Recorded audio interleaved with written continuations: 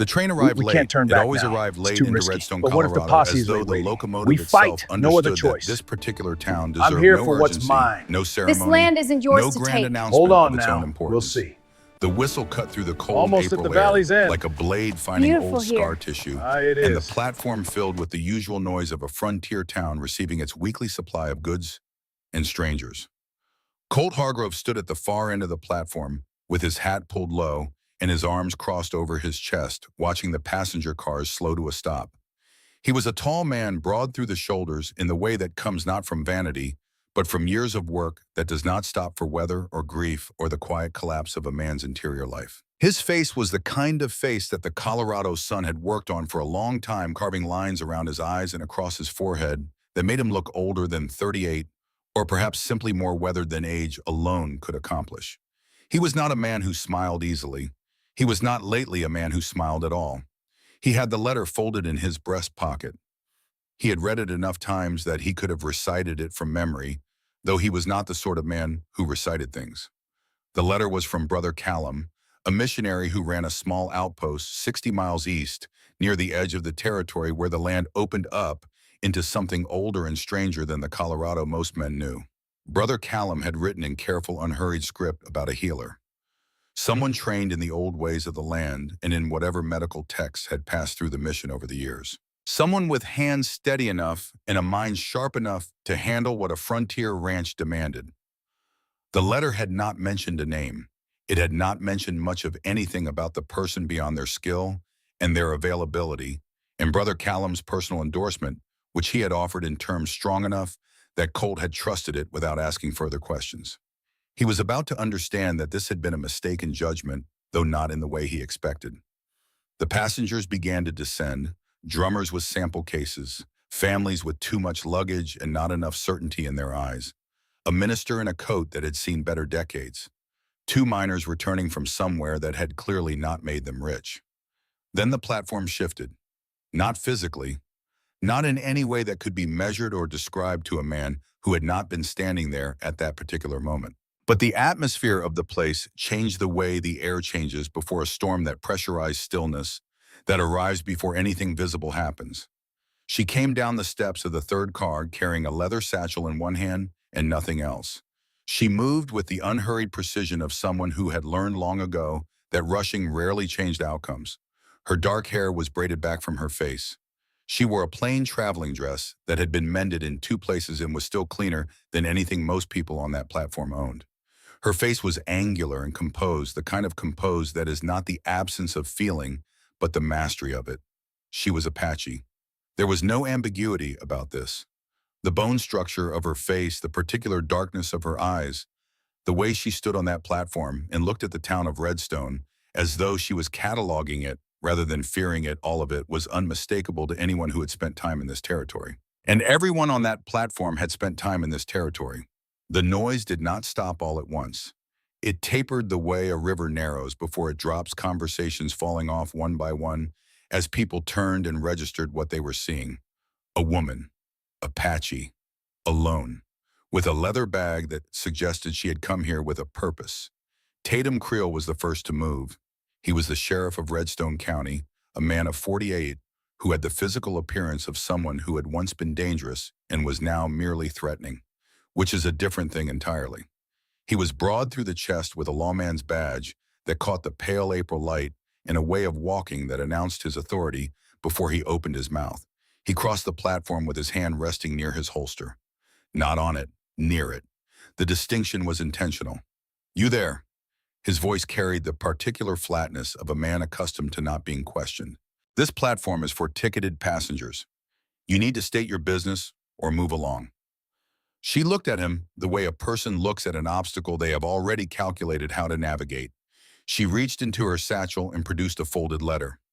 "I have business here," she said. Her English was precise and unhurried. "I was sent for." Creel did not take the letter. Sent for by who? By the man who wrote to Brother Callum's mission requesting a healer. The crowd on the platform had thickened now. People were not leaving.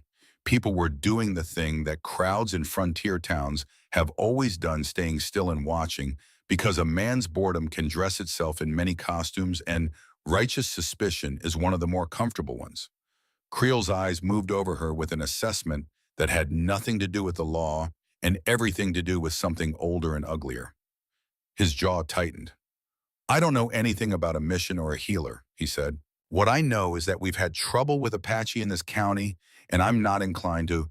I believe, said a voice from the far end of the platform, that you're talking to someone I invited. The crowd separated. Colt Hargrove walked toward them at the same measured pace he always used, which was the pace of a man who has learned that running toward trouble rarely improves it. His boots struck the platform boards with a rhythm that was neither aggressive nor hesitant. He reached into his breast pocket and took out his own copy of Brother Callum's letter without looking away from Creel. He stopped 3 feet from them both.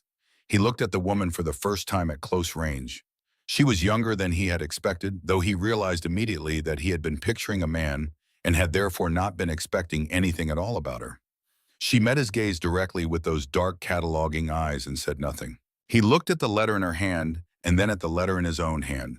He compared them for a moment, the handwriting, the seal at the bottom, the careful script of Brother Callum's endorsement. Everything matched. The platform was very quiet. Colt folded his letter back into his pocket. Miss, he said, and the word came out more careful than he had intended. I'm Colt Hargrove. I own the Broken Spur Ranch about 4 miles north of town.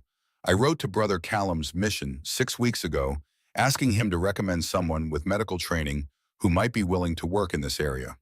He paused. He recommended you. He did, she said. You have training. I do. He looked at Creel then, and something passed between those two men that had nothing to do with friendship and everything to do with a long-standing calculation of power and consequence. Creel had something Voss wanted done. Colt had something that Creel had not yet found a legal reason to take from him, but was working on it. She's here on my invitation, Colt said. His voice had not risen, it would not rise. If you have a problem with that, you can bring it to the circuit judge next time he passes through. He paused, which I believe is 6 weeks from now. Creel's hand had not moved from the vicinity of his holster. For a moment, the calculation behind his eyes was visible, risk-reward timing witnesses, and then the hand dropped to his side. Your ranch, your problem, Creel said, but don't say I didn't warn you. He walked away. The crowd did not disperse immediately, because crowds rarely do, but the sharpness went out of the moment the way a wire releases tension when the weight is removed. Colt turned back to the woman. Do you have more luggage? No, he nodded once. Then we can go. She walked beside him off the platform, and he did not offer to carry her satchel, and she did not offer any expression of gratitude. And later, when he thought back on those first few minutes, he would understand that this was the precise moment when the shape of things became clear to him, even if he could not yet name what it was he was seeing. Her name was Saya. She told him this in the wagon about a mile outside of town, when the silence had gone on long enough to become a kind of conversation of its own. She did not offer more than the name, and he did not ask for more than the name, and they rode the remaining 3 miles to Broken Spur in a quiet that was not comfortable exactly, but was at least honest. The ranch came into view as the wagon crested the last low rise before the valley floor, and Colt watched her face as she saw it for the first time. He had done this with other people, hands he was hiring, men he was negotiating with, and he had learned that a person's first look at Broken Spur told him something useful. She did not react with the visible relief that people who had been sleeping in poor conditions often showed. She did not react with the faint contempt that some people from towns brought to anything built of wood and hard work rather than brick and commerce. She looked at the main house, the barn, the bunkhouse, the corrals, the small outbuildings scattered across the yard like a sentence, whose words had been arranged by practicality rather than aesthetics. And she looked at all of it with the same cataloging attention she had given to Tatum Creel and to him. He would learn over the weeks that followed that this was simply how she looked at everything. Dutch Garner was waiting in the yard. He was 55 years old and had worked this land for over a decade, first for Colt's father and then for Colt himself, and his face had the particular quality of a man who has seen enough of the world to have stopped being surprised by most of it. He looked at Saya when the wagon pulled in. He looked at Colt. Some form of private calculation moved through his eyes and then settled. Ma'am, he said, removing his hat. Mr. Garner, she said. This appeared to satisfy him because he replaced his hat and went back to what he had been doing. Colt showed her to the room that would be hers, a small space off the back of the main house that had its own door to the outside, its own window facing east, and a lock that worked from the inside. He had added the lock 2 weeks ago when he had begun seriously preparing for whoever Brother Callum was going to send. He was not sure what had made him add it. He was glad now that he had. "The lock works from inside," he said. "You have the only key." She looked at the lock and then at him, and something in her expression shifted by a degree so small it was almost invisible. Almost. "Thank you," she said. He left her to settle in and went back to the main house, which was by any honest accounting a disaster. He had been living alone in it for 5 years, and he had reached some private agreement with himself at some point during those 5 years that certain standards of housekeeping were a luxury he could not afford the emotional energy to maintain. The kitchen table had 4 months of account books on it. The floor needed attention. The curtains in the main room were the curtains Sarah had chosen, and he had not touched them, which meant they had not been washed in 5 years, which was a fact he had simply chosen not to think about. He sat at the table and looked at the account books and did not read them. He thought about the moment on the platform when he had made his choice. He had not experienced it as a choice, not exactly. It had felt more like arithmetic.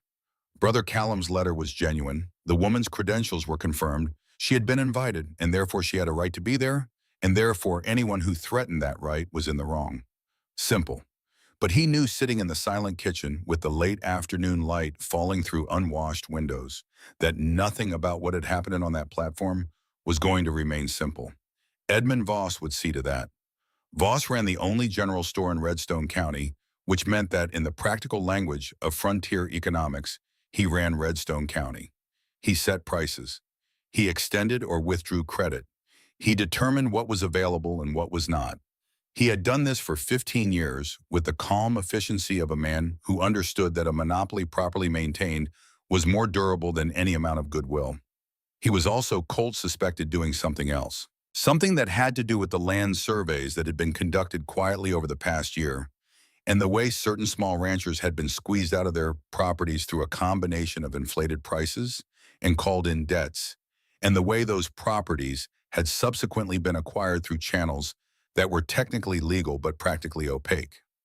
Colt did not yet know the full shape of it. He knew enough to know that Voss was building towards something, and that whatever it was going to be bad for anyone whose land happened to be in the way. He looked at the account books for a moment longer. Then he got up and started cleaning the kitchen. It was the first time he had cleaned the kitchen properly in 5 years. He was not entirely sure why he was doing it now at this particular moment. He told himself it was practical. He told himself it was simply the sensible thing to do when someone new had come to work in the house. He told himself a number of things that evening, alone in the kitchen with his hands in soapy water, and most of them were true in the way that partial truths are true. The next morning, Saya rose before dawn. He knew this because he also rose before dawn, as he always did, and when he came through the kitchen to start the stove, he found it already lit, the coffee already made, and Saya standing at the kitchen window watching the darkness dissolve over the eastern pastures. She turned when he entered. She did not appear startled. "I made coffee," she said. "I see that." He poured a cup and stood at the other window, the one that faced the barn, and they drank coffee in silence while the sky changed from black to the particular deep blue that precedes full dawn in the high country. Outside, the horses were beginning to move in the corral. "I'll need to understand the ranch's needs," she said after a while. "The men, any existing injuries or illnesses, what supplies you have, what you don't. Dutch can show you the bunkhouse this morning. I'll have the men line up and you can assess them. And the supplies situation. Limited, the nearest doctor is in Crestfield, 40 miles east. He comes through twice a year if the weather cooperates. Before you arrived, we handled most things ourselves." She nodded. "Then I'll need to build what I don't have." "Voss runs the only store in the county." Something passed through her eyes at the name. Quick, then gone. "I noticed his store when we passed through to town yesterday," she said. "Then you noticed the prices posted in the window." "I noticed them." He looked at her directly for the first time that morning. "He sets his prices at whatever he determines. There's no competition within 30 miles. Most ranchers in this valley are in debt to him one way or another. Including you." "Not yet. I've been careful." He set down his coffee cup. I order direct from Denver when I can. Takes longer, but it keeps my costs honest. Voss doesn't appreciate it. I suspect, she said, that Voss doesn't appreciate quite a number of things. This was, he would understand later, Saya's way of indicating that she was paying attention to something larger than the immediate conversation. At the time, he registered it simply as a sharp observation and filed it away with the other information he was accumulating about this woman who had arrived on his platform and stood in his kitchen and watched the sunrise like someone reading a language written in light. The first week established patterns. Saya moved through the ranch with the same deliberate attention she brought to everything. She assessed the men with a thoroughness that initially made them uncomfortable and eventually made them confident. Dutch had a knee that had been quietly worsening for 3 years. She adjusted the way he was wrapping it, prepared a compound from materials she had brought in her satchel, and told him it would improve over the next month. He looked at her with the particular skepticism of a man who has been told things by doctors that did not come true. And she met his skepticism without flinching, and by the end of the second week, his knee had improved enough that he stopped favoring it on the steps. Emmett Dre, the ranch's best shot and most experienced trail hand, watched her with an expression that Colt could not quite read. Not hostility exactly, not warmth, something more calculating, more patient, like a man sitting at a card table who has not yet decided what kind of game he is playing. The town of Redstone made its feelings known in the ways that small towns always do, which is to say loudly and through channels that preserve the speaker's ability to deny the specific content of what was said. Mildred Voss Edmonds' sister, and the most efficient transmitter of opinion in the county, began circulating the version of events in which Colt Hargrove had either lost his mind or lost his morals, and the only uncertainty was, which was worse. Saya heard this? Of course she heard it. A frontier town is not built for privacy. She did not visibly react. This Colt would come to understand was not the absence of feeling. It was a discipline built over years of knowing that certain audiences would use your pain as confirmation of whatever they already believed about you. She had learned to give those audiences nothing. It was in the second week that the first real confrontation came. She had ridden into Redstone alone. Colt had offered to accompany her, and she had declined, which he had accepted after one moment of hesitation, that he hoped she had not noticed to purchase specific items from Voss's store that she could not source from the ranch's own supplies. She had a list written in precise handwriting. She presented it to the clerk, a thin young man who looked at her and then at the list, and then over his shoulder to where Edmund Voss was standing near the back of the store watching the interaction with his arms folded, and his expression carrying the studied neutrality of a man who has decided in advance what he is going to allow to happen. I'm afraid several of those items are out of stock, the clerk said. She looked at the shelves behind him where 3 of the items on her list were clearly visible. I can see them from here, she said. The clerk turned red. There may have been a mistake in the inventory, he said. From the back of the store, Voss spoke. We reserve the right to decline service to anyone who may pose a disruption to our other customers. His voice was smooth and deliberate, the voice of a man who had been refusing people things for a long time and had found the most efficient language for doing so. I'm sure you understand. She looked at Voss. He looked at her. Neither of them moved. She turned, picked up her satchel, and walked out. She did not raise her voice. She did not make a scene. She did not give Edmund Voss anything he could use. When she returned to Broken Spur and told Colt what had happened, his face did something she had not seen it do before. The lines around his eyes went tight, and a muscle in his jaw moved once deliberately like something being contained. I'll order the supplies from Denver, he said. It'll take 10 days. I know, she said. I'm sorry. She looked at him for a moment. You didn't do it. I know I didn't do it. I'm still sorry it happened. She studied him with those dark cataloging eyes, the eyes that had assessed the station platform and the ranch yard and the bunkhouse full of rough men, the eyes that had looked at Tatum Creel and taken his measure in under 5 seconds, and she said nothing more. But something in her assessment of him shifted in a direction he would not be able to name for several weeks. It was the apology that did it, not because it was extraordinary, because it was genuine. In her experience, genuine apologies from men who had not personally committed the offense were rarer than most people acknowledged. The evening of the 11th day, Colt came back from the far pasture later than usual and found Saya in the main room sitting at the table he had cleared of account books working by lamplight on something he could not immediately identify. She had small bowls arranged in a precise row, and she was working with dried plant material from a collection of cloth pouches, grinding and measuring with the focused intensity of a craftsman.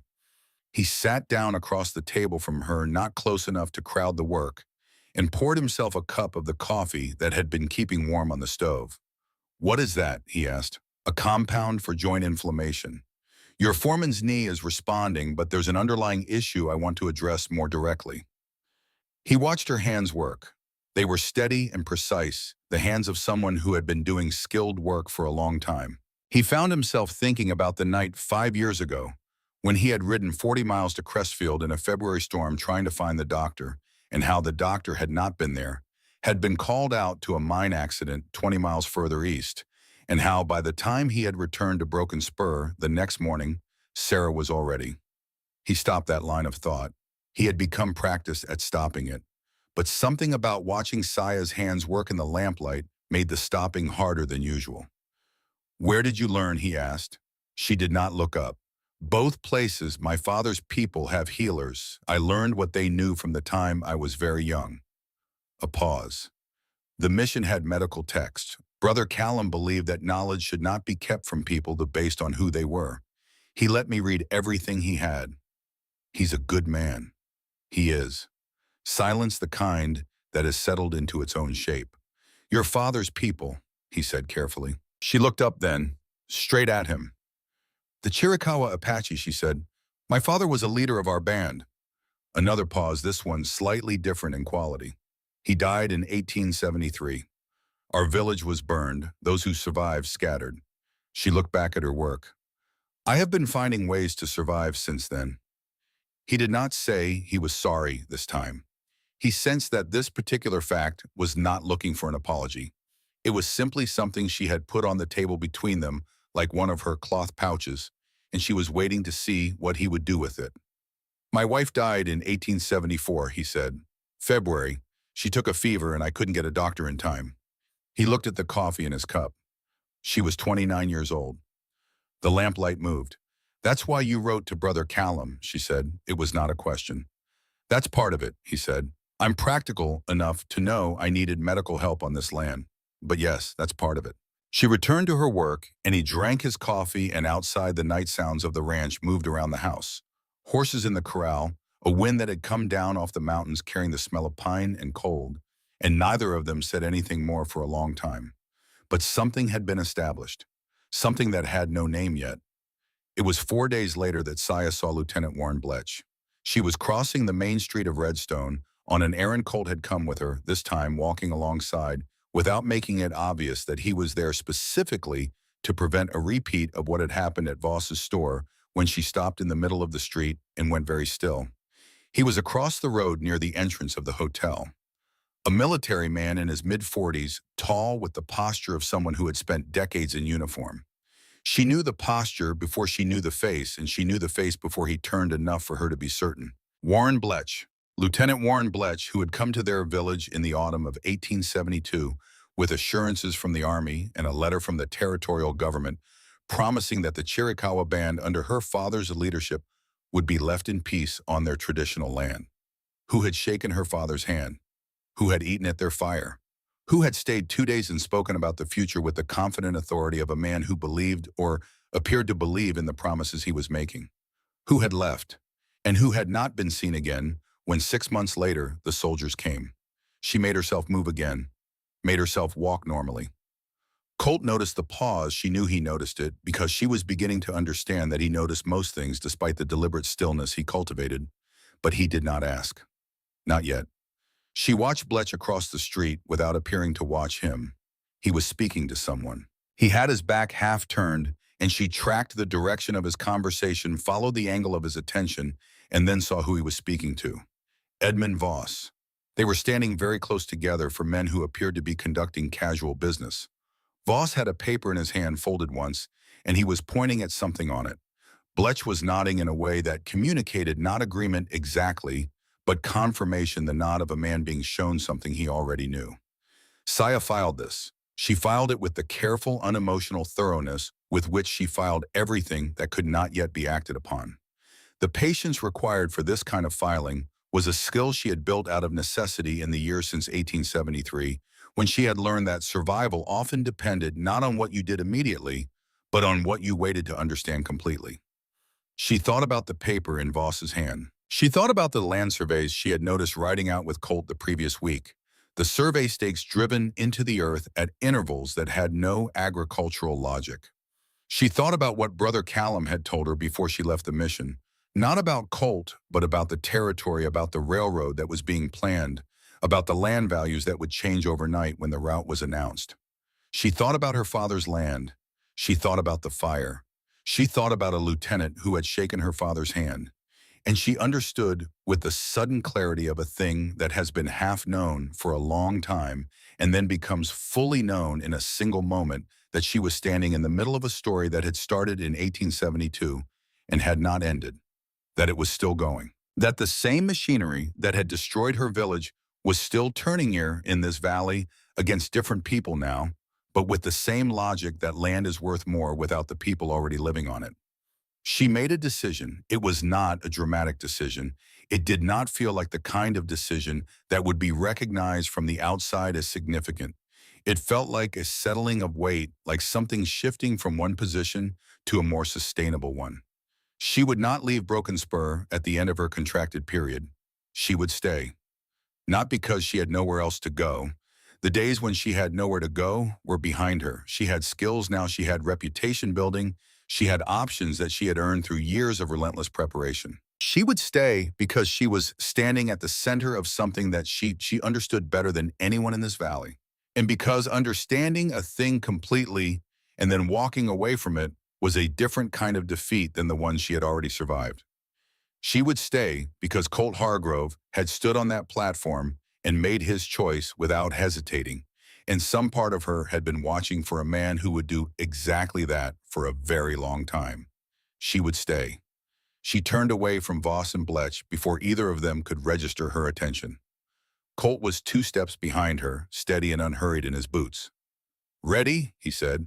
"Yes," she said. They walked back through Redstone together past the closed door of Voss's store and the sheriff's office, where Tatum Crill's silhouette was visible through the window, past the church, and the boarding house and the small knot of women who stopped their conversation to watch Saya pass with the practiced invisibility of people who believe they are being subtle. Saya walked with her spine straight and her satchel over her shoulder and her eyes forward. She was not escaping this town. She was learning it, and she was going to be here long enough to use what she learned. The wagon was at the livery, and when they reached it, Colt helped her up onto the bench with a brief impersonal steadiness of hand and climbed up beside her and gathered the reins. The horses leaned into the traces and the wagon rolled out of Redstone and onto the northern road. The mountains were visible ahead, their peaks still carrying snow, even in April white against the sky that had turned the particular deep blue of late afternoon in the high country. Saya looked at them. "I need to tell you something," she said. "Not today, but stay." Sonatong. He did not ask what. He understood in the way that men who have been doing hard things for a long time sometimes understand that the right response to this particular statement was patience. "Whenever you're ready," he said. The wagon moved north. The ranch came into view over the last rise. And behind them in the town of Redstone, a man named Tatum Creel watched from the window of his office as the dust settled on the northern road, and his expression had the quality of someone doing arithmetic about a problem that is becoming more complicated than he had initially planned for. He turned back to his desk, he picked up a pen, and he began to write a letter to Edmund Voss. The trouble with Emmett Dre's wound was not the wound itself, it was the silence around it. He had come back from the eastern pasture on a Thursday evening in late May, with his left arm wrapped in a cloth that had started out white and was no longer anything close to it, and he had sat down at the bunkhouse table and told Dutch Garner that he had caught himself on a piece of broken fence wire, which was a thing that happened on ranches and required attention but not alarm. Dutch had cleaned it and wrapped it and told him to rest the arm for 2 days, and Emmett had nodded and eaten his supper and gone to sleep. 4 days later, the arm was wrong. Saya noticed it before anyone else did because she had trained herself to look at people the way a tracker looks at ground.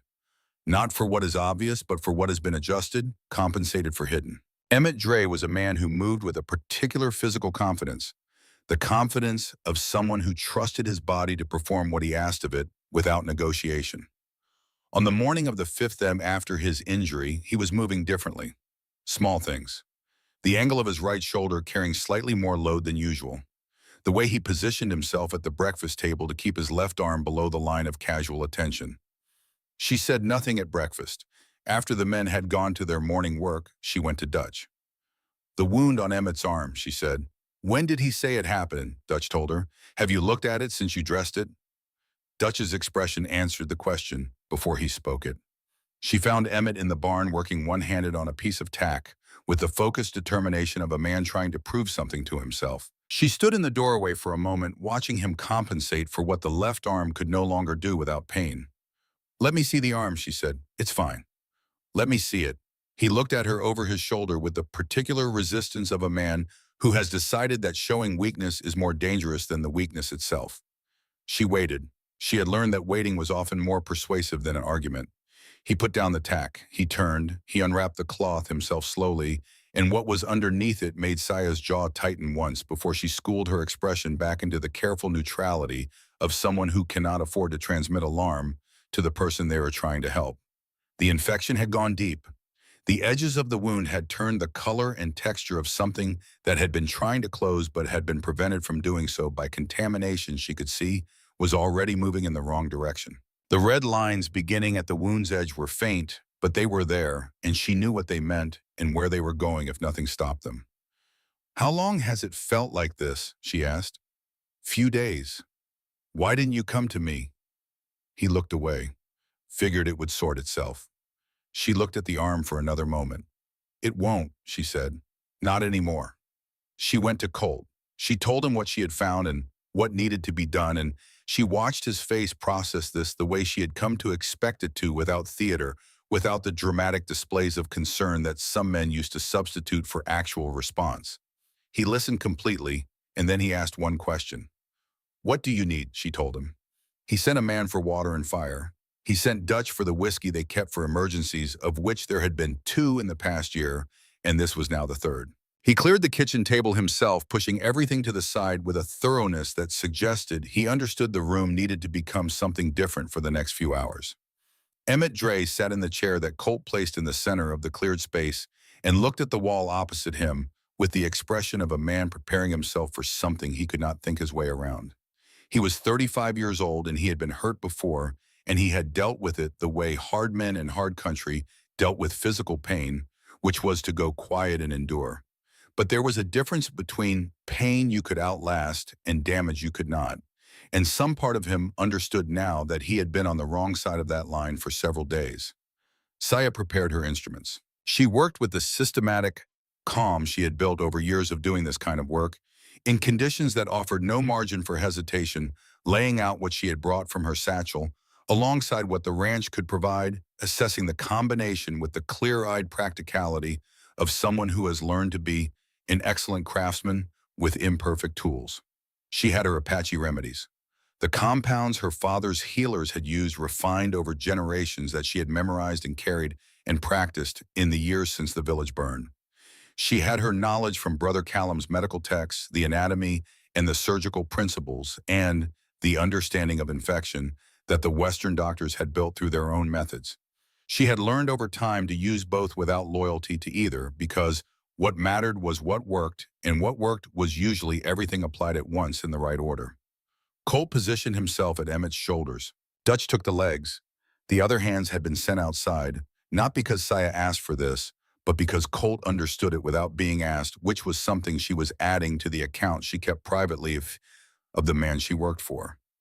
She told Emmett clearly and without softening what was going to happen and approximately how much it was going to cost him.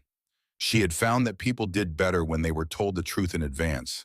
It gave them somewhere to put their will. Emmett looked at her once directly and said, "Do it." What followed was not easy for anyone in that room. She worked with the focus she brought to all skilled work, the focus that narrows the world to the immediate task and shuts out everything outside it. She had learned this narrowing as a survival skill, the ability to be completely in the work and nowhere else. Her hands were steady. They had always been steady under pressure, which was a quality she had inherited from her father, who had been the calmest man she had ever known in the moments that demanded it most.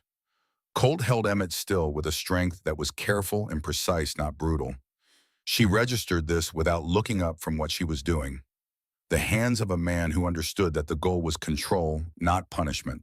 When it was finished, and Emmett had gone to the place beyond consciousness that the body sometimes chooses as a mercy, she sat back and looked at what she had done with the dispassionate assessment of someone checking their own work.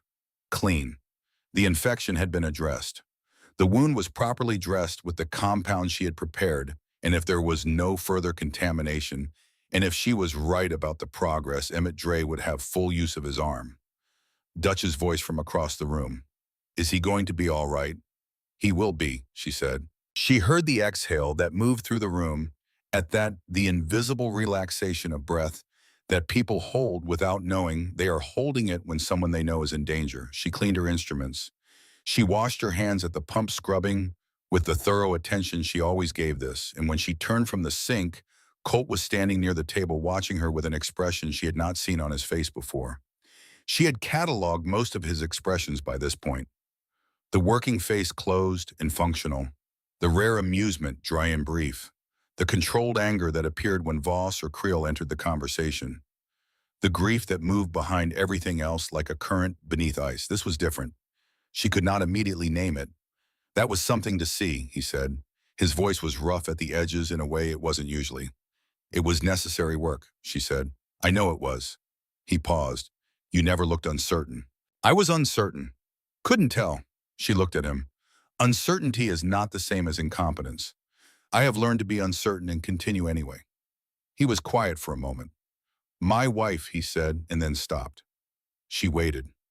When Sarah got the fever, he said, I sat next to her bed for 2 days while she got worse and I had nothing. No knowledge. No tools. Nothing I could do with my hands that would make any difference. I just sat there and watched. He looked at the table at the place where Emmett had been. I have never felt so useless in my entire life. She understood that he was not telling her this to receive comfort.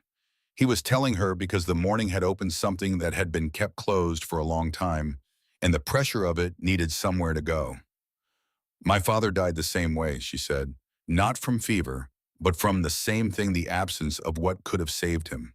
There were things I knew even then, things I could have done, but I did not have what I needed. The land was already gone. The medicines I would have needed were not available to us anymore. She looked at the wall. I have spent 6 years making sure I am never without what I need again. The silence between them was different from earlier silences. It had more weight, more honesty. That's why you learned everything you could, he said. Yes, both kinds. Knowledge does not belong to one people, she said. It belongs to whoever is willing to learn it. He looked at her for a long moment. Then he moved to the stove and refilled his coffee cup and refilled hers without asking and set it in front of her, and they stood in the kitchen that had become a surgery and was now becoming a kitchen again, and drank their coffee while the morning light moved through the window, and Emmett Dre slept in the next room with a sound arm and a better chance than he'd had an hour ago. It was 3 weeks later that Saya found the tracks. She had been following the eastern fence line on horseback, doing the survey of the ranch's boundaries that Colt had asked her to do as part of her growing role in the ranch's operation. He had discovered gradually, and without making any announcement about it, that her observational skills extended well beyond medicine, and he had begun finding small ways to use them. She had not objected. The more of the land she understood, the better. She had a good eye for ground.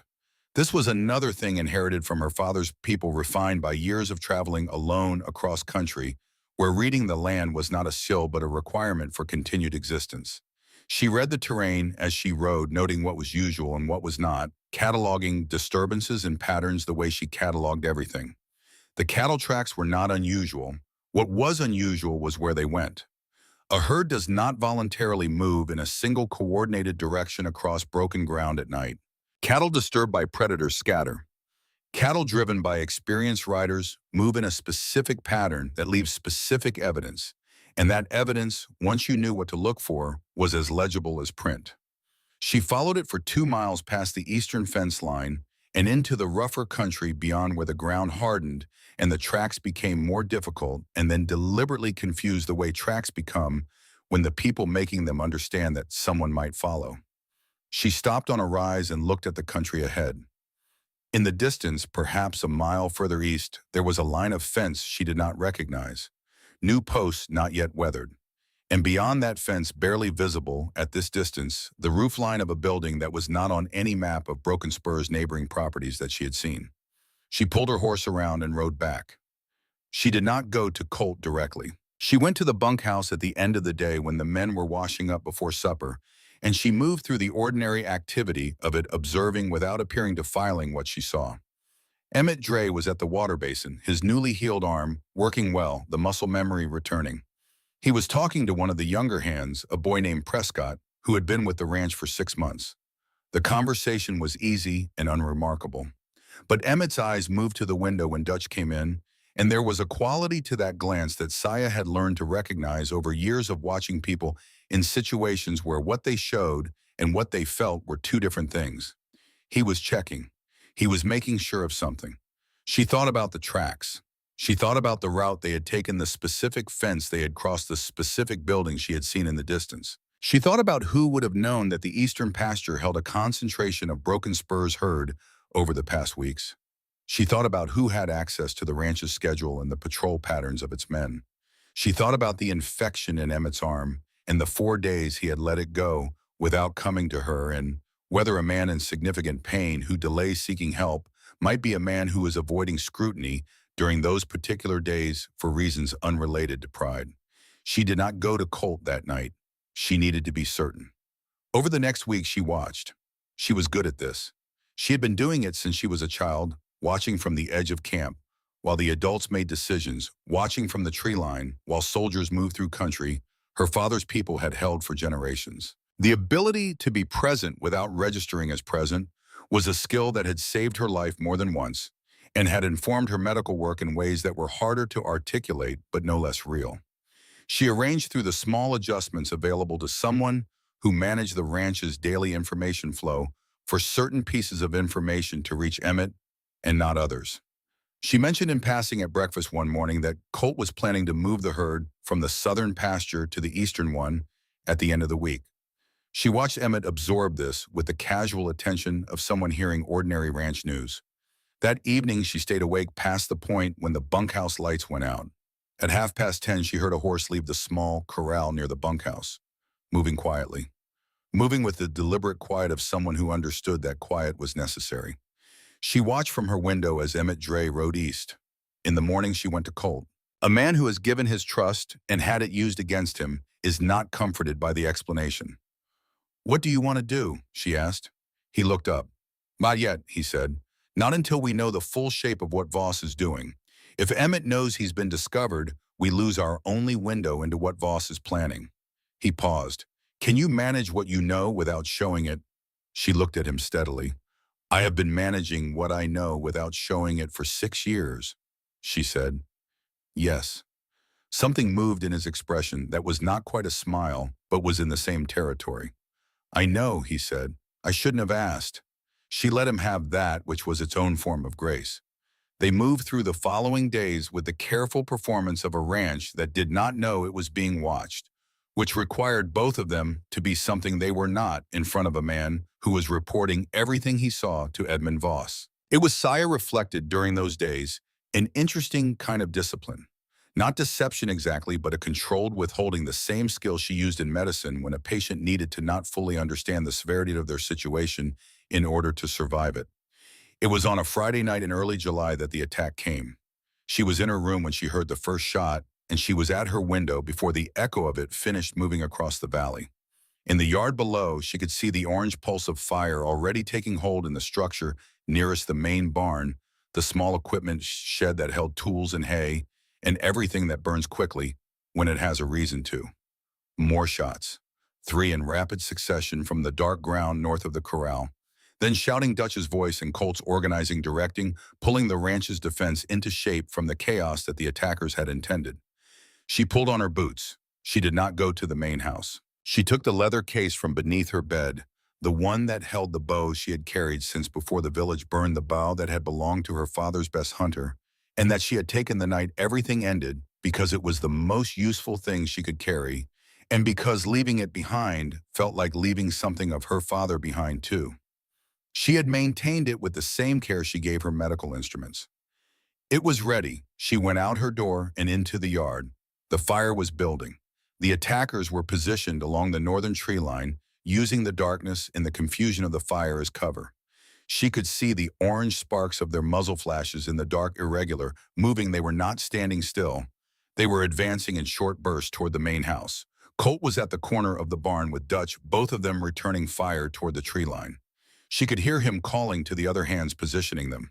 He was good in a crisis. She had already known this, but watching it confirmed it. The same settled authority he brought to ordinary ranch decisions, present and functional under fire. She moved to the far side of the burning shed.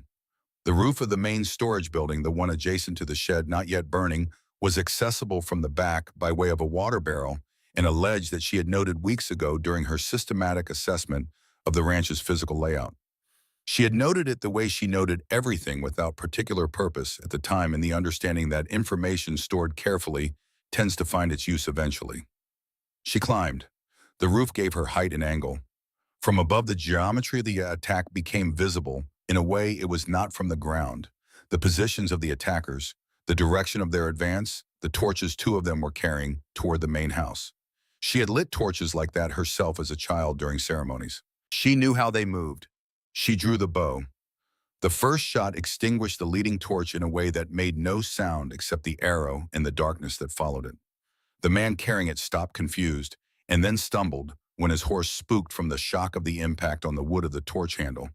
The second shot found the second torch with enough force to send it spinning to the ground, where it guttered against the dirt. The advance on the main house stopped. She knocked a third arrow and waited. Below her, she heard the shooting from the tree line decrease as the attackers recalculated. Two torches gone in the dark from an angle they could not locate. The fire in the equipment shed was the only light, and it was behind her, making her position on the roof invisible against the dark sky. She heard one of them call to the others. She could not make out the words. Then the shooting stopped. The tree line sounds changed, horses moving, men moving, the specific noise of a group that has decided the arithmetic has changed. They were leaving. She stayed on the roof until she was certain. When she climbed down, Colt was standing in the yard looking up at where she had been, and his face in the firelight had the expression she had been unable to name in the kitchen after Emmett's surgery. She could name it now. It was the face of a man who has been surprised by something he realizes he should have expected. A man encountering something that exceeds the category he had prepared for it. He looked at the roof. He looked at her. He looked at the bow in her hand. "How long were you up there?" he said. "Long enough." "Did you see who they were?" "Not clearly, but I have something." She reached into her pocket and produced what she had found on the ground near the base of the water barrel, half hidden in the dirt where one of the attackers had stood before the shooting started. She had spotted it when she climbed down a small object catching the edge of the firelight. She held it out. It was a military insignia pin, small brass, the kind that attached to a uniform collar, the kind that was standard issue to a specific unit designation. Colt took it. He looked at it carefully in the firelight. He turned it over. She watched his face and said nothing. "This is Army issue," he said. "Yes." "From a specific unit?" "Yes." He looked up at her. She had been waiting for this moment for 3 months.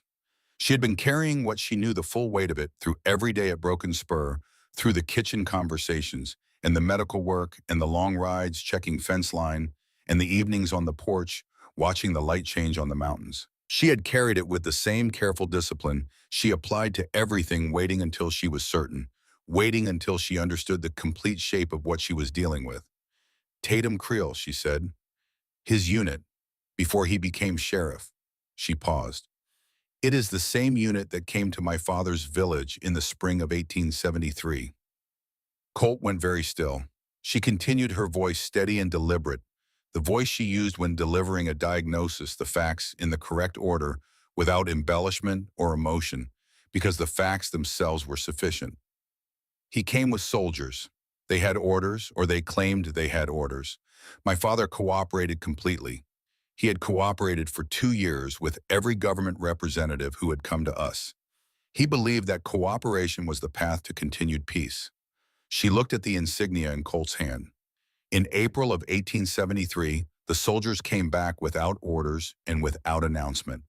They burned everything. The fire in the equipment shed had begun to diminish. Around them, the ranch was settling back into itself, the hands moving through the aftermath with the grim efficiency of people doing necessary work. The night sounds of the valley were returning hesitant to the spaces the gunfire had emptied. "Creel was there," she said. "You're certain?" "I have my father's account. Written. He kept records of every government representative who came to our land, every name, every date, every promise made." She looked at the insignia. "He believed that written records would protect us." A pause. "They did not protect us, but they survived." Colt closed his fingers around the insignia. "Voss needed the land," he said slowly, working through it. "The railroad. If the route goes through this valley, then the land along it is worth a great deal more than it appears to be worth now," she said. "Voss has been buying it. The ranchers who could be squeezed out through debt and inflated prices. The Apache land that could be cleared through other means." She let that settle. "Creel was his tool then. He is still his tool now." "Bletchlin," Colt said, "the lieutenant you saw with Voss. He sold my father's location and the Army's patrol schedule to whoever Voss used at the time. He gave them what they needed to do it without interference."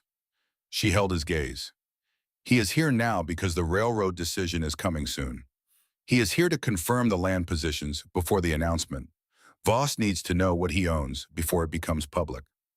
Colt was quiet for a long moment. The last of the equipment shed fire subsided into orange coals. "How long have you known this?" he said. It was not an accusation. It was a man asking a genuine question about the woman who had been working alongside him for 3 months. "The shape of it since the day I saw Bletch with Voss," she said. "The confirmation tonight. You carried it this whole time." "I had to be certain before I brought you into it," she said. "And I had to understand what I was asking you to be part of. This is not a simple dispute about cattle prices or land surveys. If I bring you into this, I bring you into everything I am carrying." She met his eyes directly. "I needed to know that you could hold the weight of it." He looked at her. The question in his face was not whether he could hold the weight. She could see that he understood what she was saying, that she had been watching him for 3 months, with the same careful assessment she brought to everything, and that this moment was the result of what she had found. He held out the insignia pin to her. "Show me your father's records," he said, "all of them." She took the pin back. And for the first time since she had stepped off the train at Redstone in the ash-smelling yard of a ranch that had just been attacked and not broken, Saya allowed herself to feel the precise quality of relief that comes not from safety, but from not being alone in something you have been carrying alone for a very long time. Dutch appeared from the direction of the bunkhouse. "Building's gone," he said, meaning the equipment shed. "House is intact, bunkhouse is intact, barn is intact." He looked between Colt and Saya. "Emmett is gone, horse and saddlebag. Looks like he left sometime during the fighting." Colt received this without visible surprise. "I know," he said. Dutch looked at him. "In the morning," Colt said. "We'll talk about all of it in the morning. Right now, get the men settled and double the watch." Dutch nodded and turned back. Colt looked at the place where the equipment shed had stood, now a skeleton of blackened timber and fading heat, and then at the mountains visible in the dark distance, their peaks carrying the faint silver of a half-moon. "They burned what they could," he said, "and they didn't get what they came for." "No," Saya said, "they did not. They'll come back." "Yes." He turned to look at her, this man who had stood on a train platform in April and made a choice without hesitating, who had cleared a table for emergency surgery and held a man still through it, who had drunk coffee with her in the pre-dawn quiet and told her the truth about his grief without asking for anything in return. "Then we'd better be ready," he said. The morning after the attack, Dutch Garner asked everyone to sit down. This was unusual enough that they all did it without question. The remaining hands, Prescott and 2 others, minus Emmett Dre, who had ridden out in the dark and not come back, settled around the long kitchen table with the particular silence of men who had been through something the night before and were still carrying the weight of it in their bodies. Colt sat at the head. Saya stood near the stove. Dutch reached into his coat and placed a leather satchel on the table. It was not large. It was the kind of satchel a man carries without attracting attention, the kind that could be mistaken for personal effects, or tools, or a dozen other ordinary things. He had been carrying it, Saya would later learn, for 7 months. "I've been doing some collecting," Dutch said. He opened the satchel and began placing items on the table one by one, with the careful deliberateness of a man who has rehearsed this moment many times and is now finally performing it for the right audience. Land contracts. Signed and countersigned, the ink professional and precise, establishing purchase agreements between Edmund Voss and a series of names that were not Edmund Voss, but were Edmund Voss shell designations. Business entities, the paper architecture of a man who understood that distance between himself and his actions was itself a form of protection. Dutch had obtained these through a contact at the county land office in Crestfield, a clerk who had been watching the same pattern Dutch was watching, and had reached out through channels that were quiet and slow and exactly right. Cattle ledgers, receipts from a livestock buyer operating out of a town 40 miles north, showing purchases of animals bearing Broken Spurs brand alongside two other brands from ranches in the valley. The dates corresponded precisely to the nights when Colt's herd had been hit. A letter, not from Voss, from Lieutenant Warren Bletch to a land acquisition firm in Denver dated 8 months earlier, describing the likely route of the railroad survey in terms that were specific enough to have come from inside the planning process and referencing certain parcels of Apache-occupied land as already resolved, a phrase whose meaning Saya read without needing it explained to her. Colt looked at the items on the table. He looked at Dutch.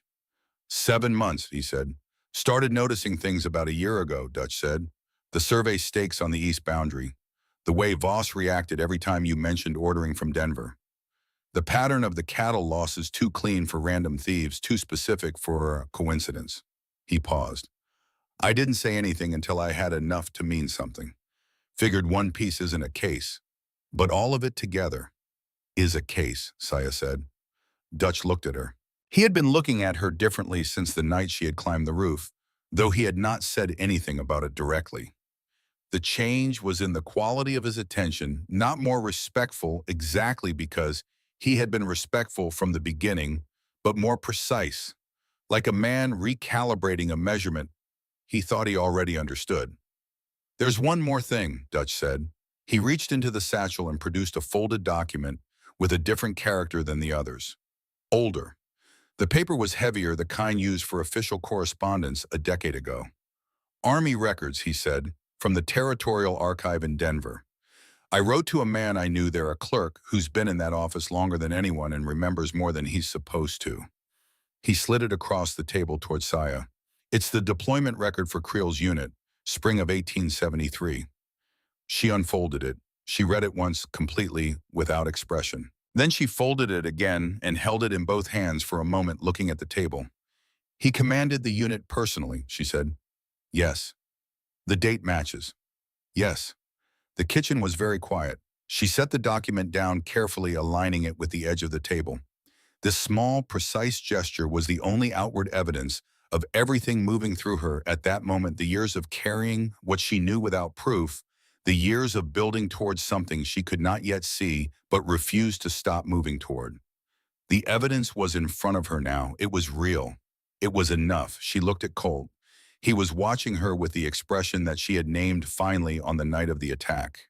The expression of a man encountering something that exceeds the category he prepared for it. He had been wearing it more often in recent weeks, and she had stopped trying to determine whether this unsettled him or whether it was something else entirely. We need to go to the circuit court, she said, before Voss learns that we have this. Colt looked at the items on the table. He looked at Dutch. How fast can he move? He asked.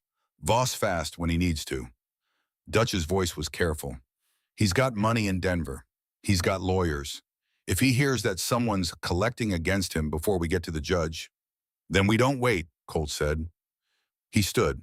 Get the wagon ready, he said to Prescott. Dutch, you're coming with us. I want a witness to every piece of this who can stand up in court and say where it came from and how he got it. He looked at Saya. There's something else, she said. She went to her room. She returned carrying a small book bound in leather that had been repaired twice with cord, its pages swollen with age, and the particular weight of handwriting that has been pressed into paper with deliberate force. She set it on the table beside Dutch's evidence. My father kept this from 1870 until the spring of 1873, she said. He recorded every contact with the army, the territorial government, the land surveyors. Every name, every date, every promise. She placed her hand flat on the cover for a moment briefly, the way you touch something that belongs to a person who is gone. Tatum Creel's name appears 3 times. The last entry is 4 days before the village burned. Nobody spoke. He believed that documentation would protect his people, she said. He was not wrong about the value of records. He was wrong about whether the people reading them would care. She looked at the assembled evidence on the table. They will care now. Colt put on his coat.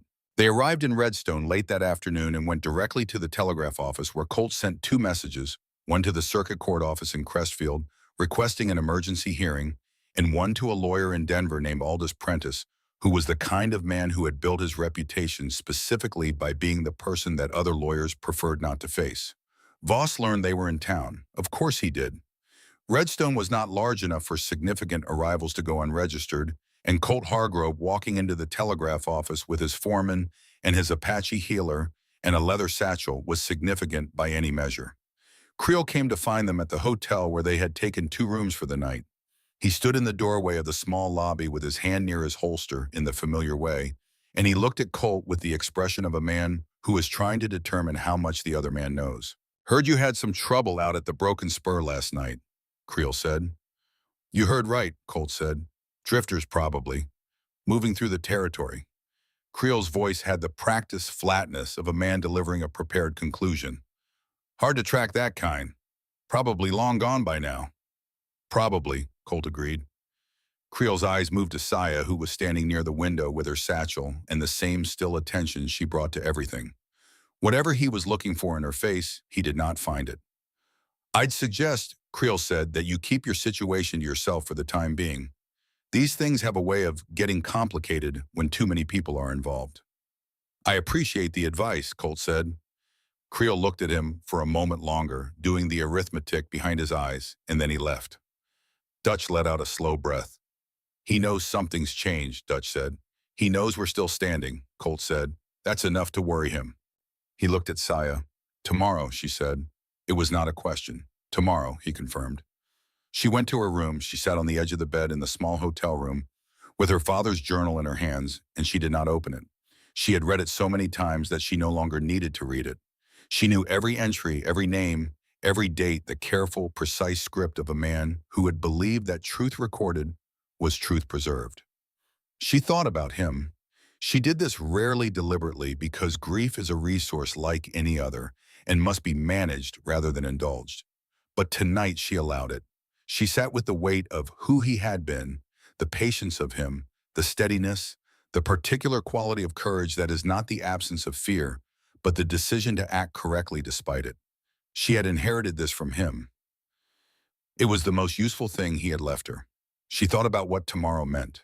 Not just the legal outcome, though that mattered, but what it meant to carry something for 6 years through survival and solitude, and the long rebuilding of a life from almost nothing, and to arrive finally at the moment when the carrying becomes action.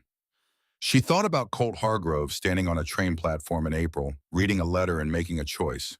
She slept.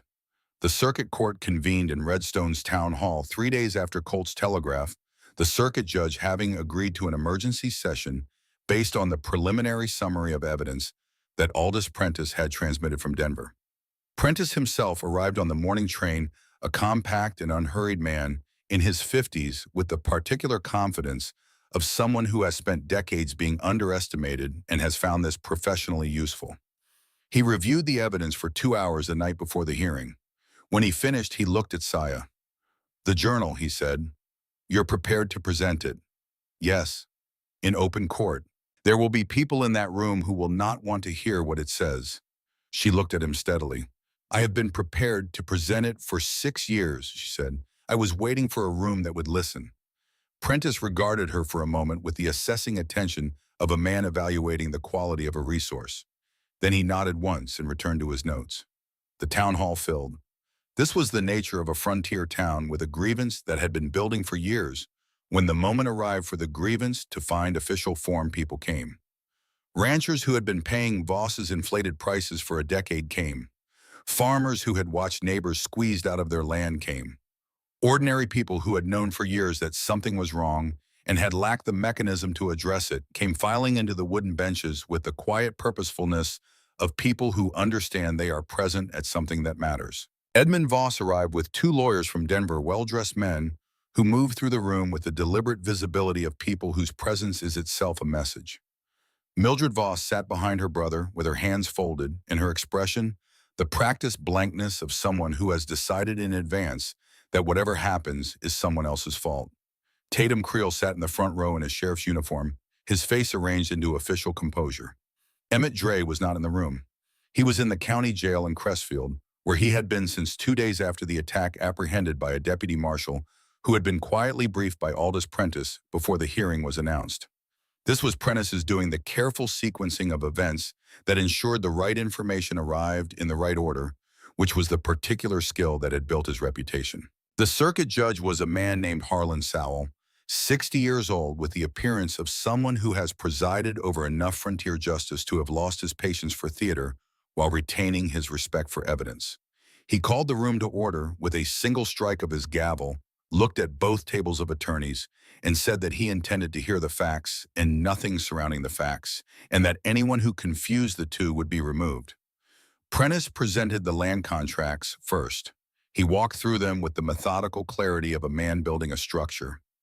Each document a piece, each piece connecting to the next, the pattern emerging as the pieces accumulated, the shell companies resolving back to Voss. The timing of land acquisitions correlating precisely with the dates when specific ranchers had been subjected to sudden price increases and called in debts. The railroad survey route obtained through a contact at the Territorial Planning Office, overlaid against Voss's acquisitions like a map over another map, the correspondence too precise to be coincidence. Voss's lawyers objected. Judge Sowell sustained some objections and overruled others with the same economy he brought to everything, and the structure continued to build. The cattle ledgers. The livestock buyer testifying by written deposition from his town 40 miles north, identifying the brands and the dates and the men who had brought the animals to him. The Broken Spur brand. Two other Valley brands, a pattern of sales that matched the pattern of losses the ranchers had been reporting for 2 years. Voss sat at his table with the controlled stillness of a man who is managing his exposure, carefully adjusting his posture when the objections succeeded and returning to stillness when they did not. He was watching Prentice the way a chess player watches the board, not the pieces, but the strategy revealing itself through the movement of pieces. Then Prentice turned to Dutch Garner. Dutch testified with the unhurried plainness of a man who has been working the land his entire life and has no gift for embellishment and no need for it. He described what he had observed. He described how he had collected what he collected and through whom. He described the 7 months of patient assembly, the decision to wait until the evidence was complete, rather than act on pieces of it, the reason he had chosen to wait for the right moment and the right person to stand beside. He did not look at Voss when he spoke. He looked at Judge Sowell because Dutch Garner was a man who understood instinctively that you address the person who has the authority to act on what you are saying. When Dutch was finished, Voss's lead attorney rose. He was skilled. Say watched him work with the same assessing attention she brought to everything, tracking the structure of his approach, the way he was trying to construct an alternative account of the evidence, not denying the documents but questioning their provenance, suggesting the possibility of fabrication, positioning Voss as the target of a coordinated effort by competing interests to undermine legitimate business practice. He was building toward the question of motive. He was going to argue that Colt Hargrove had reasons to want Voss discredited and that Saya's presence in the case represented something that reasonable people might question. He began to move in that direction. Colt stood up. He was not called. He had not been scheduled to speak at this point. Judge Sowell looked at him with the expression of a man who is determining whether to be annoyed. "Mr. Hargrove," Sowell said, "Your Honor." Colt said, "I understand I'm out of order. I'll accept whatever consequence you decide is appropriate." He looked at the room, at the ranchers and the benches, the farmers, the ordinary people who had filed in because they understood something was happening that affected them. But I need to say something before counsel continues, because what he's building toward is an argument about motive and credibility, and specifically about Miss Saya's involvement in this case. Sowell studied him. Voss's attorney said, "Your Honor." "Sit down," Sowell said. He looked at Colt. "You have 2 minutes, Mr. Hargrove. Use them precisely." Colt turned to face the room. "This woman came to my ranch in April as a healer," he said. "She came because I wrote to a mission asking for help, and she was the person with the skill and the willingness to provide it. She has saved the arm of one of my hands and the leg of a neighboring rancher, and treated every person in this valley who asked for her help without distinction or condition." He paused. "She has also spent 6 years carrying documented evidence of crimes committed against her father's people by some of the same men now sitting at that table. She carried it because she was building toward a moment when someone would listen. She stayed on my ranch because she understood that what was done to her people and what is being done to this valley comes from the same source and the same logic." The room was very quiet. "She did not stay because she had nowhere else to go," Colt said. "She stayed because this valley needed what she knew, and because she is the kind of person who does not walk away from a need she can address." He looked at Voss's attorney. "Whatever argument you are constructing about her motivations, I suggest you consider that the simplest explanation for why she is here is that she is telling the truth. And in my experience, that is usually the most accurate one." He sat down. Judge Sowell looked at the attorney. The attorney, with the recalibrating expression of a man who has just watched his prepared approach become substantially less useful, sat down. Prentice called Saya. She walked to the front of the room with the same unhurried precision with which she did everything, and she stood before Judge Sowell, and she was sworn in, and she looked at the room full of people, some of whom had whispered about her in the street, some of whom she had treated for injuries and fevers and the ordinary disasters of frontier life, some of whom she had never seen before, with the same composed attention she had given Tatum Creel on the train platform in April. She presented her father's journal. Prentice walked her through it methodically, each entry, each name, each date. She translated the sections written in her father's language and read aloud the sections he had written in English, which were careful and precise, and carried the particular weight of a man writing for a record he believed would outlast him. It had, by 6 years and counting. Creel's name appeared the first time in an entry from November 1872, recording a meeting at which promises were made about land boundaries and Army non-interference. It appeared the second time in February 1873, when Creel had returned with updated assurances and a letter bearing a territorial seal. It appeared the third time 4 days before the end of April 1873, when her father had written, "Lieutenant Creel came again today. He stayed for the midday meal. He spoke about the future with great confidence. I believe he is lying. I do not yet understand why." The room absorbed this. Creel in the front row had gone very still.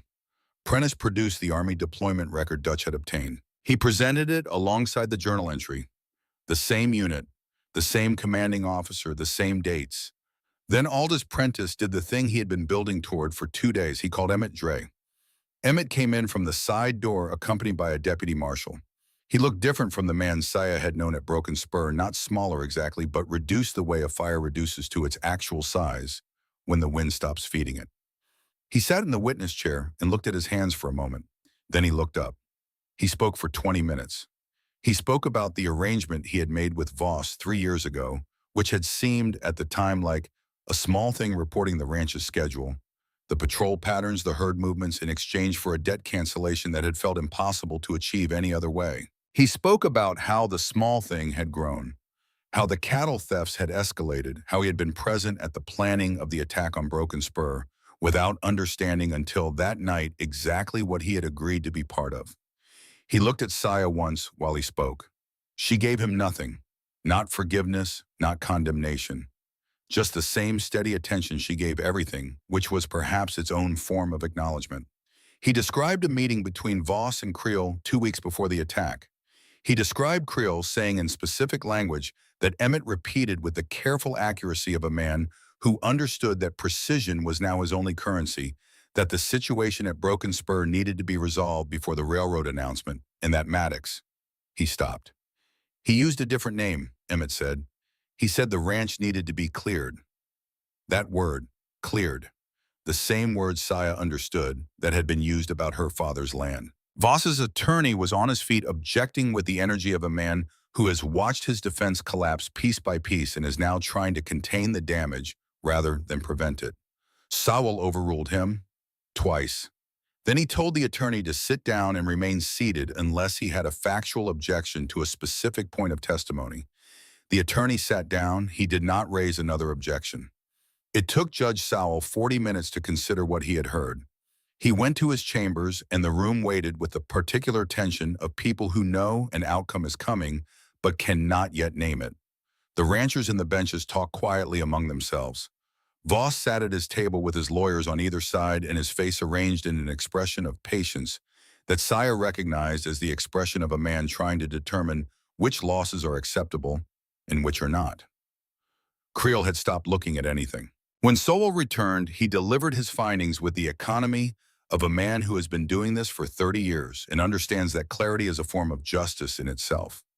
Edmund Voss bound over for trial on charges of conspiracy to commit fraud, conspiracy to commit arson, conspiracy to commit cattle theft, and conspiracy to cause harm to persons on their lawful property. Bail set at a figure that communicated clearly how seriously the court regarded the charges. Tatum Creel, removed from office pending investigation, referred to federal authorities for examination of the 1873 events regarding the Apache settlement, held without bail pending the federal referral. Lieutenant Warren Bletch referred to military judicial authority with a copy of the court record transmitted to the commanding general of the territorial district. Emmett Dre reduced charges in exchange for testimony to be determined at a separate proceeding. The room received this in a silence that lasted about 3 seconds before it became something else. Not chaos exactly, but the sound of people releasing something they had been holding for a long time, which sounds different from celebration and is in some ways more honest. Voss was taken out through the side door. Creel sat in the front row for a moment after his name was called, and then he stood, and a federal deputy materialized at his elbow, and he went through the door without looking back. Saya watched him go. She had imagined this moment many times over 6 years, imagined what she might feel when it arrived. What she felt was quieter than she had expected.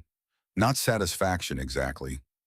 More like the cessation of a weight she had carried for so long. She had forgotten what it felt like to carry it, only noticing now in its absence the shape it had made in her. She held her father's journal. She had brought it into this room, and it had done what her father intended it to do. The truth recorded had become the truth preserved as he had believed it would be. He had been right about the value of the record. He had been wrong about how long it would take for someone to listen.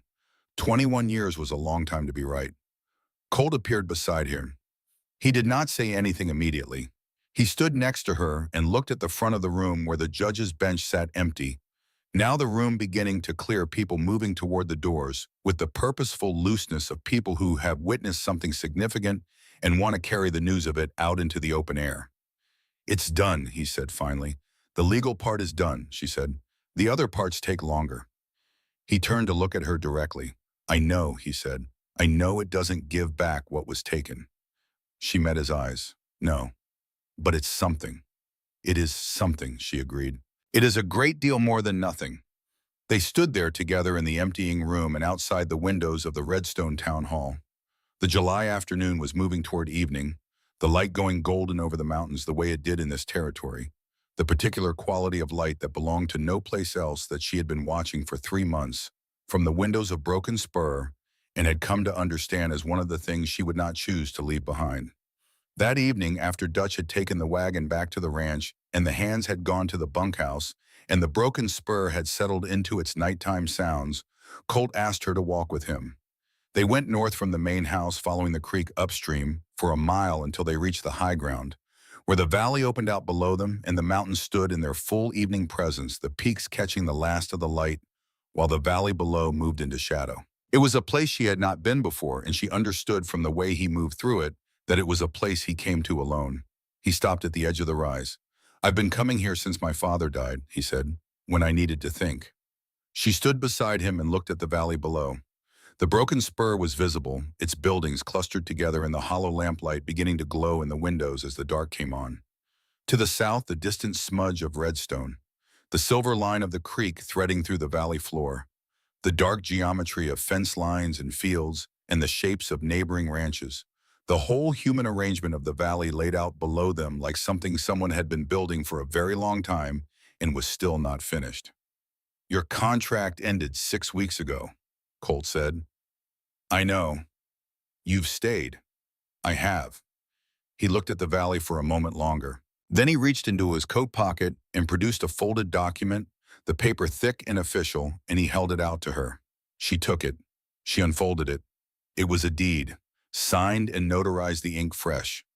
A parcel of land on the eastern boundary of Broken Spur, 40 acres bordering the creek, the best watered and most sheltered portion of the property conveyed in permanent trust to the Chiricahua Apache community, represented by its surviving members with legal protections that Prentice had apparently drafted with considerable thoroughness. She read it twice.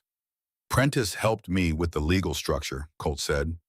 He said it's as solid as anything he's drawn up. Can't be called in, can't be seized, can't be transferred except by the community itself. She was quiet for a long moment. You cannot buy back what was taken, she said. It was what she had said to him in the kitchen of Voss's store, in another version of this conversation when she was still determining what kind of man he was. I know, he said. I'm not trying to. She looked at the deed. Then what are you doing? I'm starting where we are, he said. Not where we should be. Not where we would be if things had gone differently 6 years ago, or 20 years ago, or any other time. Starting from here with what's real, with what can actually be built. He paused. You told me once that your father believed in records because he believed truth recorded was truth preserved. I believe in land for the same reason. Land held by the right people in the right way is a truth made permanent. He looked at her. Your people need permanence. I have land. This is what I can do. She looked at the deed. She looked at the valley. She thought about her father who had shaken hands with men who lied and had still believed to the last day of his life that the proper response to that was not to stop believing, but to document more carefully. She thought about the journal sitting in her satchel, which had survived everything and had finally done what it was made to do. She thought about a train platform in April and a man reading a letter in the cold morning light, in a choice made without hesitation. I am going to need a building, she said.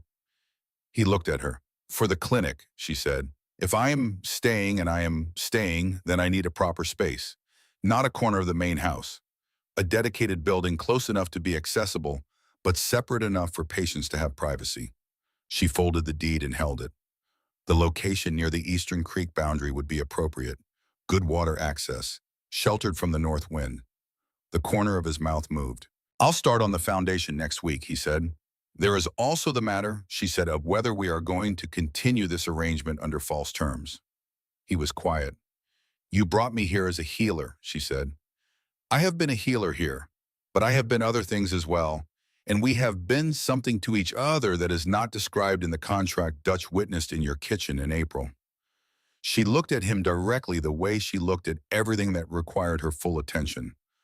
I am not a woman who pretends not to know what she knows. No, he said, you're not. Then say what you mean to say.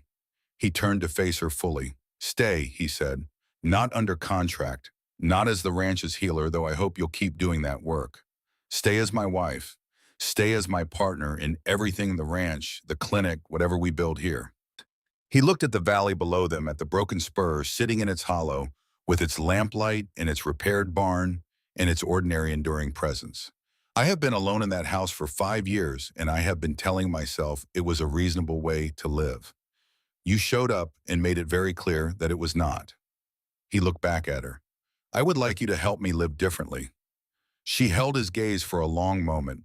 She thought about the girl who had watched her father's village burn and had walked away carrying a bow and a leather satchel, and the decision that survival was insufficient, that she would build something, or she would spend her life in the attempt. She thought about 6 years of building, the skills acquired, the knowledge assembled, the patience practiced until it became something like faith in the eventual arrival of the right moment. She thought about what it meant to be asked to stay, not by need but by choice.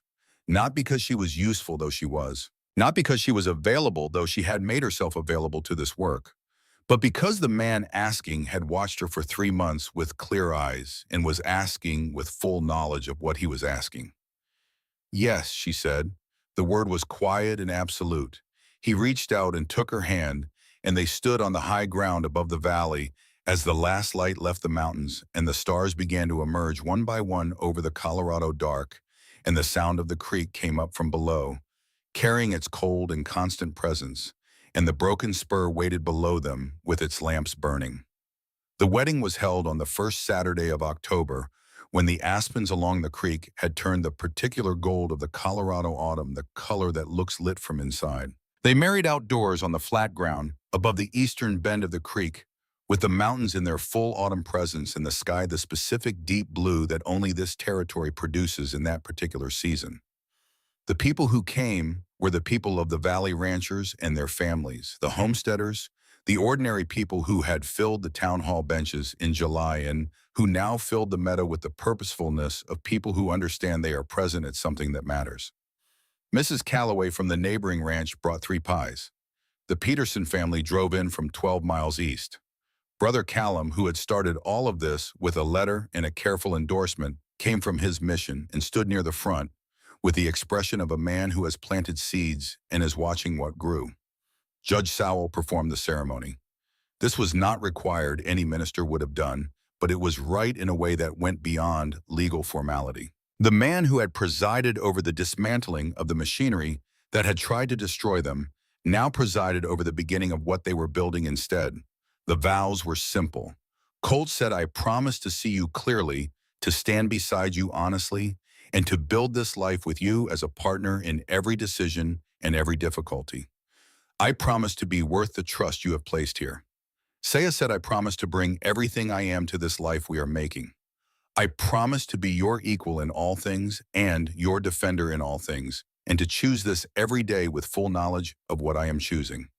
She wore her mother's beaded work at her collar, the only piece of her mother's making that she still possessed, and it caught the October light in the way that careful craft work catches light quietly and with great permanence. When it was done, Dutch shook Colt's hand and then turned to Saya and shook hers as well, which was not something he had done before and which meant precisely what it appeared to mean. Aldous Prentice had sent in lieu of attending a letter confirming that the clinic building on the eastern parcel had been legally established as a public health facility, its operating charter filed with the Territorial Health Board, its existence now a matter of record that could not be undone by any subsequent change of county administration. Truth recorded was truth preserved. The clinic opened in November before the first snow. Saya had designed it herself, working with the carpenter Dutch hired from Crestfield, specifying the layout with the same precision she brought to medical procedures, the examination space, the storage for medicines and instruments, the small room where patients who needed observation could rest. The window placement was her decision, oriented to catch the morning light from the east, because she had learned over years of early rising that there is a particular quality to the first light of a Colorado morning that she refused to deprive a sick person of. She treated everyone who came. In the first winter, she saw 34 patients from 6 different ranches addressing injuries and illnesses that would have previously required a 40-mile round trip to the nearest doctor. She delivered 2 babies. She set 1 broken wrist and 1 broken collarbone and treated about a fever that moved through 4 families in the valley's northern reaches. Word moved outward from the valley. By spring, people were coming from distances that would have seemed excessive for a frontier medical facility, except that the alternative was nothing. Colt ran the ranch. He expanded the herd in the second year, using the recovery of his cattle losses and the collapse of Voss's stranglehold on the valley's supply chains to operate with margins that allowed actual investment rather than mere survival. He worked with the other ranchers to establish a cooperative purchasing arrangement that eliminated the single-point dependency that Voss had exploited for 15 years. He also began quietly in the evenings to learn the Apache words she taught him. He was not gifted with languages.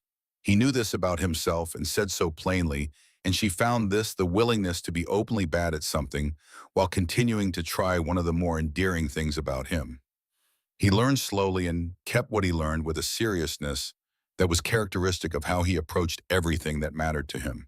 Their first child was born in the second year. A boy they named Thomas after no one in particular because they had agreed that they were not naming their children after the past. Their second child, a daughter, arrived 2 years later. Their third, another boy, 3 years after that. The children grew up knowing two languages, two ways of reading the land, two ways of understanding what the world required of a person and how to provide it. Saya taught them the medicine and the plant knowledge and the particular kind of patience that her father had taught her.